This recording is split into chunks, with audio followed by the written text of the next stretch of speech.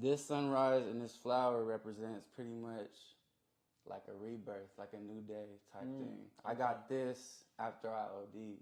Okay. Because I wasn't supposed to make it. I was in a coma for 3 days and my heart was failing. Like, my family flew out from LA to Queens Hospital in Hawaii because they thought I was going to die. Wow. And then I woke up. Yeah. So, like, this pretty represents the rebirth, the new dawn, you feel me? Only moving forward, not looking back, you feel me? And just shining on since then type thing. Well, what a beautiful way to get back on that topic. Okay, so when you OD, did you remember, do you remember anything, or do you remember just like falling asleep and just waking up? Pretty much. I remember I was pretty much going through it like in my head a lot. Was it because of the football thing? Or yeah, it was because of football, definitely. And I felt like I was letting a lot of people down. You know what I mean? Because like it was so good for such a good moment, and then it just got bad real quick.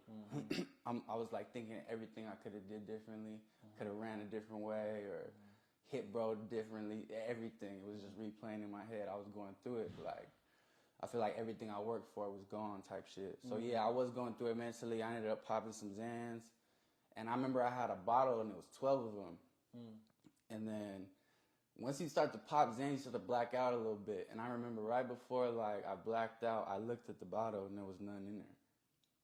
Oh, you feel me? So and you took all 12. Yeah, and I was drinking lean. Oh man. So I ended up blacking out. My cousin Uilani, she lived in the dorms. And then she came to check on me because everyone was blowing on my phone and I wasn't answering. So like people were worried or whatever. And she had a spare key to my apartment, like just in case I ever got locked out or some shit like that. Yeah, she came and checked on me, and I was passed out like on the floor or whatever. And then I remember briefly like her shaking me and saying, "What did you do? What did you take?" Blah blah blah blah. Because I think she seen the bottle next to me or something like that. And then I woke up. I thought it was the next day. I wake up, my mom, my family's next to me from LA, like my fucking grandma, everybody is, you feel me? Everybody in the room. And I'm like, I'm thinking it's like, say it happened on a Friday, I'm thinking it's Saturday. They're like, nah, it's Tuesday. You've been in a coma for 3 days. Like, you know what I mean? Like, it was crazy. It was a real eye-opener. Like, I seen what it did to like the people I love. And like, instead of just handling shit the right way, I chose to numb it instead of taking it on the chin type thing. And it was a real big lesson. I feel like ever since then, I just done handled everything face on, like head on type shit. So it was a big lesson to learn. I grew a lot from it. You know what I mean? And I don't be dependent on drugs like that no more. You feel me? So.